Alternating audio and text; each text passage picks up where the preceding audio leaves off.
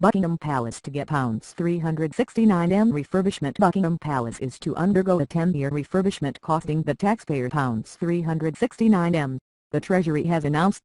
The Queen will remain in residence during the work, to begin next April. Aging cables, lead pipes, wiring and boilers will be replaced, many for the first time in 60 years, amid fears about potential fire and water damage. Tony Johnstone-Burt, Master of the Queen's household, said phased works offered the best value for money while keeping the palace running. The Royal Trustees, who include the Prime Minister and Chancellor, recommended that the works be funded by a temporary increase in the sovereign grant. The grant, which this year totaled nearly £43m, is 15% of the profits from the independent property business Crown Estates, which go to the Treasury. The trustees say the grant should rise to 25% of the profits for the repairs. This would require MPS approval. Analysis. BBC Royal correspondent Sarah Campbell. Away from the splendor of the state rooms, Buckingham Palace shows its age.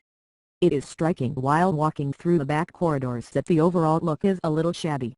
The refurbishment is clearly long overdue, and it appears the building is now at risk from electrics, plumbing and heating barely updated since the 1950s. Questions will be asked over why the palace has been allowed to get to such a state and whether the enormous estimated costs could have been reduced if services had been regularly updated. At a briefing on Friday, palace officials were clearly conscious that in times of austerity such expenditure needs to be justified, and they were at pains to do so. When asked how they thought the public would react, one said they did not know but hoped it will appeal to their sense of nationhood. To avoid catastrophe, Mr. Johnstone-Burt said that by making the investment now, we can avert a much more costly and potentially catastrophic building failure in the years to come. The Treasury said an urgent overhaul of the palace was needed to prevent the risk of fire, flood and damage to both the building and the priceless royal collection of art belonging to the nation.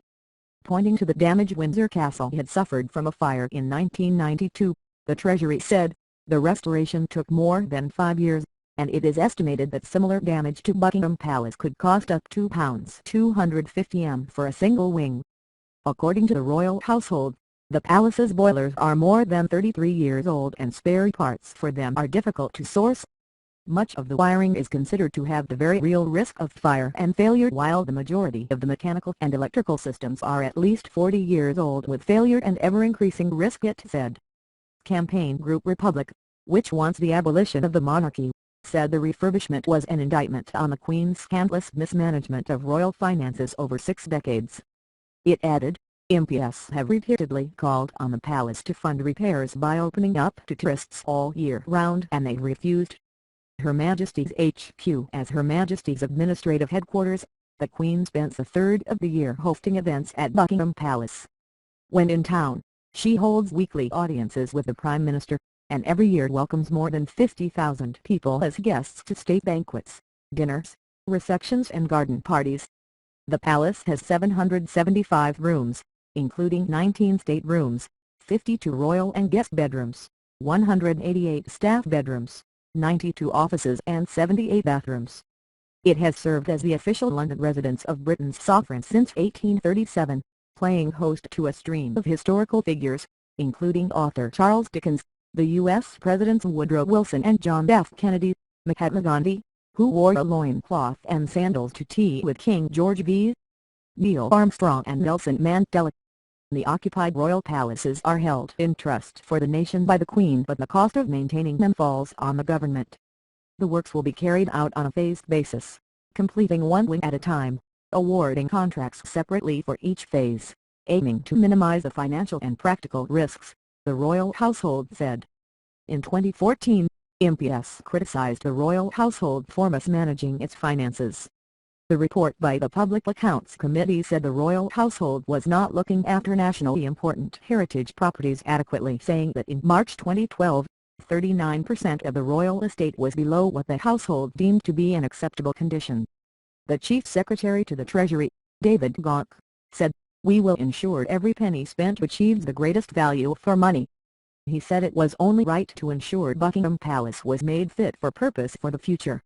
Tourists are drawn to this country because of our culture, heritage and royal legacy, and when they visit they spend billions of pounds and support thousands of jobs, he said. We must ensure that the special architectural and historic nature of some of our greatest buildings are protected for future generations. Mr. Johnstone-Burt said the program, once completed, was designed to extend the palace's working life by a further 50 years. What is the Crown Estate? It is an independent commercial property business and one of the largest property portfolios in the UK. The majority of assets are in London, but the estate also owns property in Scotland, Wales and Northern Ireland. Holdings include Windsor Great Park and Ascot Racecourse, but most of the portfolio is made up of residential property, commercial offices, shops, businesses, and retail parks. The estate started in 1760 when it was agreed that surplus revenue from the Crown Estate would go to the Treasury and, in return, the monarch would receive an annual payment. The estate belongs to the monarch for the duration of their reign, but cannot be sold by them, and profits go to the Treasury. The monarch is then given 15% of the annual surplus of the estate, known as the sovereign grant, to support official duties.